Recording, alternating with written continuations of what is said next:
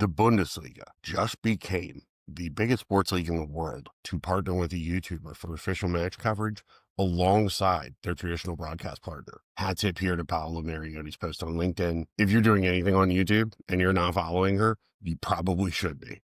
All right, so the Bundesliga has agreed to stream matches with Mark Goldbridge's The United Stand, a YouTube channel with around 2.1 million subscribers, and working with the BBC, who still has rights, not replacing them. They'll be working alongside.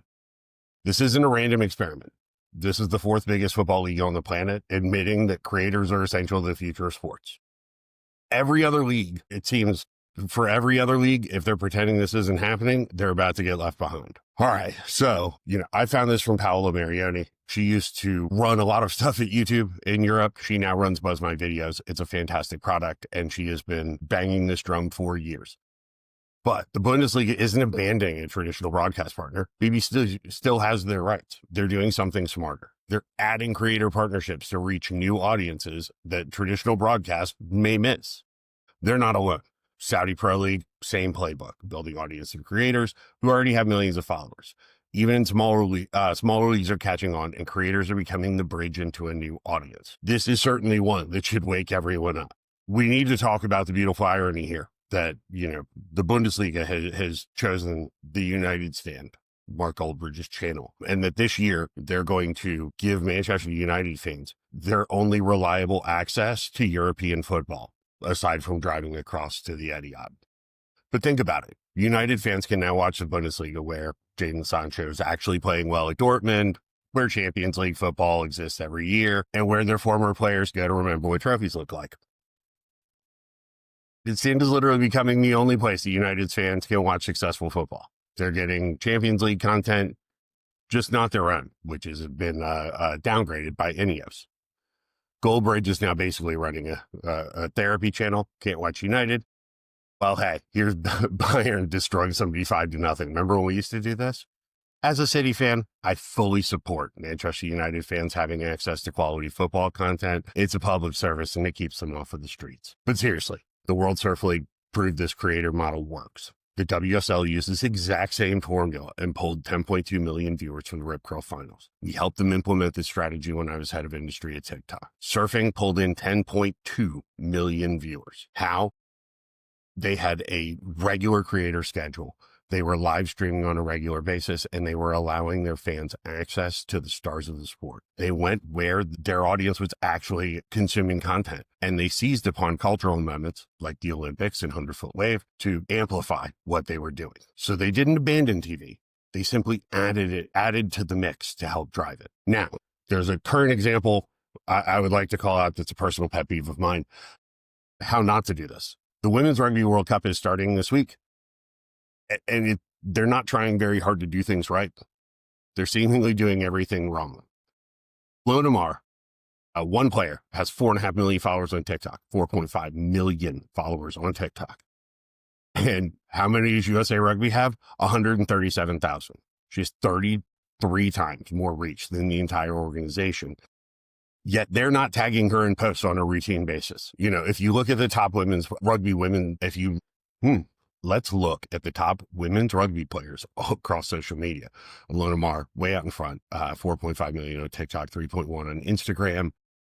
Portia Woodman-Wycliffe, 340,000 on Instagram. Ruby Tui, 310,000 on Instagram. A lot of the other players are in the 100 to 200,000 range. Billions of engaged accounts. The national team accounts have a fraction of that audience.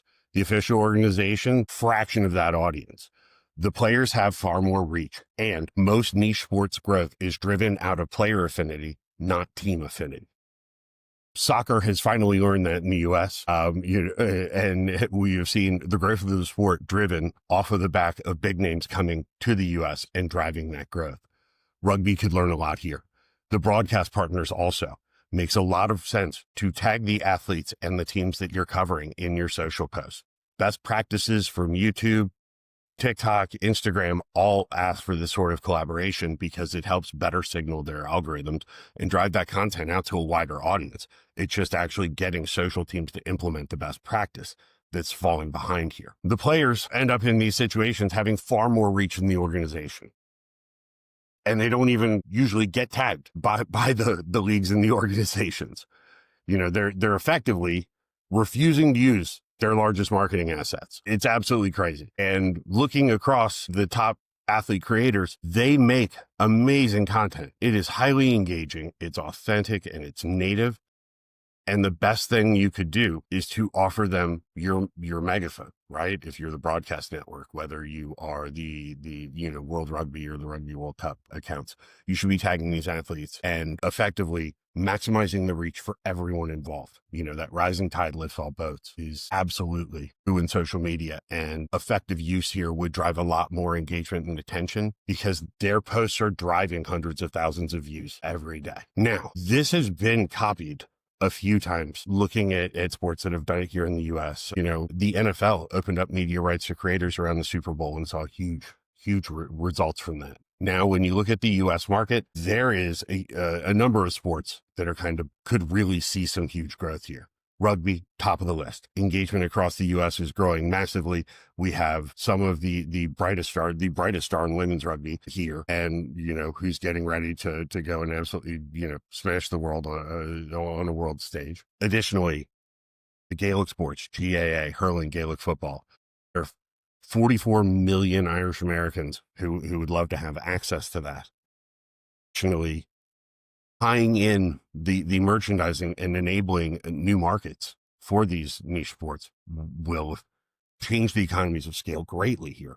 If you're able to tie in all of your GAA merchandise with the videos that you're putting out on social media and work with creators in new countries, you'll see a huge amount of growth, and you'll capitalize on the fact that the rise in Irish language and Irish sports is seeing a natural lift on the back of Kneecap and their musical journey, controversies, a wide variety of things that they've been facing. So in the US, Gaelic sports, huge amount here. Strongman and Celtic events would also do very well. Lacrosse is literally growing 15% year over year.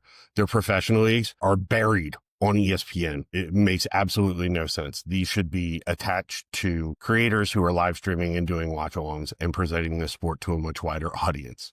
All of these organizations would do well to look at how orgs like Overtime have operated and grown in the US. They've really done an excellent job of maximizing their presence on social media to drive both commercial opportunity and brand growth. But every single one of these sports have the ability to build massive audiences right now using this Bundesliga playbook, finding creators plus traditional coverage instead of it.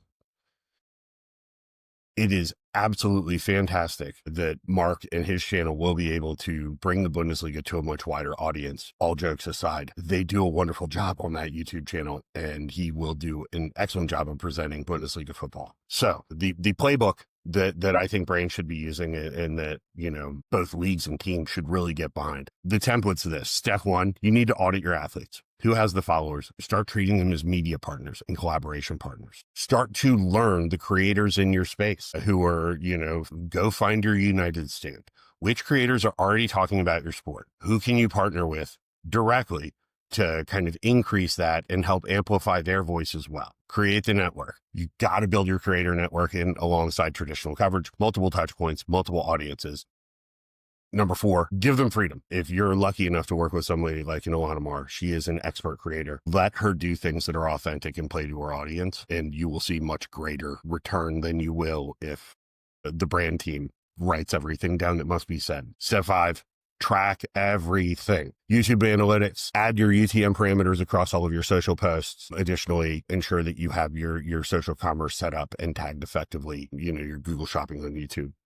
And then package your total audience, right? When you have this, you're able to then go out to sponsors with a combined reach of digital plus social.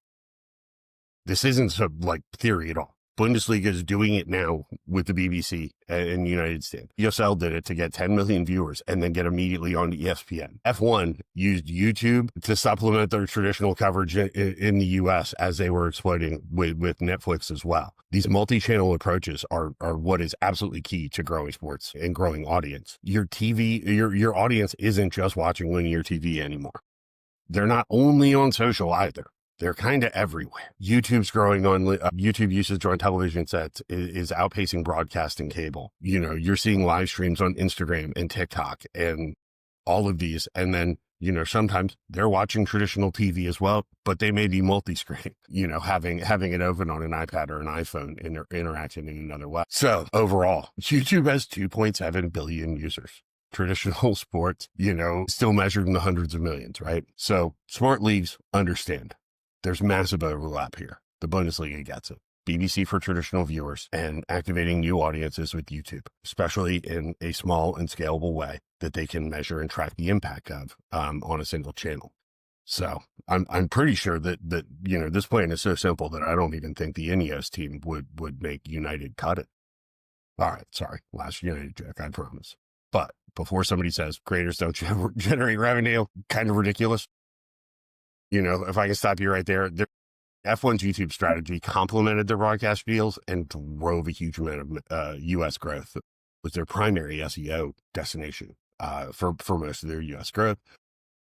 UFC and WWE have used YouTube to massively expand their broadcast rights and the value of their broadcast rights because they have the engagement data behind it. They actually just both ended pay-per-view based on that fact. The Premier League's YouTube presence enhances their broadcast value. It doesn't replace it. I would say that they're behind where the Bundesliga is in terms of engaging, and that they could do a much better job in the US of creator engagement. Here, I think GAA and O'Neill's, you know, are missing a massive opportunity, not making the millions of views on GAA content in the US that are largely going without any sort of interaction or benefit for the GAA or the merchandise companies behind them or the clubs as well, is a huge miss. And I think it could drive an absolute rack ton of engagement there. And I think here, you know, when I look at, you know, ice hockey really could do a huge amount of international development and interest in the NHL with younger demographics if they were to kind of grow that out. You know, rugby makes it really easy, you know, very easy to kind of come in and find rugby audiences in the US. MLR is starting to grow, and actually, you know, tag Lonamar if you're posting about her.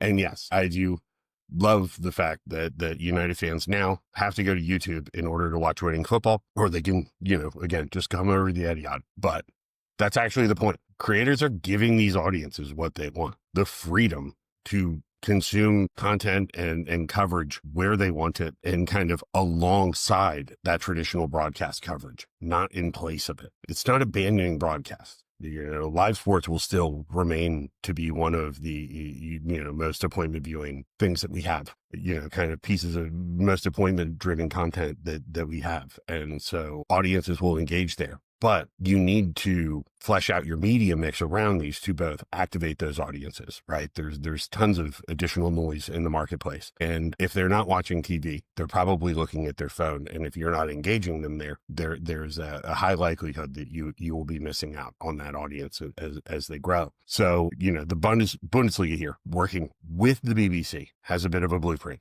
You know, they're scaling this as a test. You know, looking at other leagues, a DRL, really drone racing league, embraced this very, very well to drive an immense amount of growth on both TikTok and Instagram. The same you can see with NFL clubs that really put out amazing content as well. And the amount of growth that they've seen there, specifically in small market teams. Baltimore Ravens, off the top of my head, have probably the best social media out there with, you know, the LA Chargers are up there as well. Your audience has already chosen the platform, right? They've chosen YouTube and television. They've chosen creators and broadcasters, and they've chosen athletes with personality and the traditional coverage. So in reality, for sports, and, you know, for teams and leagues, especially those looking to grow into new markets or expand that audience on a global stage, are you willing to kind of go where your audience is and embrace a hybrid model? Or are you going to kind of continue pretending that we're stuck in the 1990s and that's how broadcast rights deals work? So I'll be interested to see kind of how the viewership goes. With the United Stand, they do very, very good coverage, but no, the United Stand does excellent coverage. Wonderful YouTube channel. I'll be interested to see how the engagement on that channel for Bundesliga matches up versus the BBC games over the course of the season. Again, if you're not following Paola Marinone, Buzzway videos, you need to go do that right now. You should also probably sign up for their product. I'll be doing some reviews of it here in the coming weeks, but it is the best YouTube library management tool on the market right now. And that is purely my opinion. They no influence there at all. Appreciate any likes, comments, let me know what you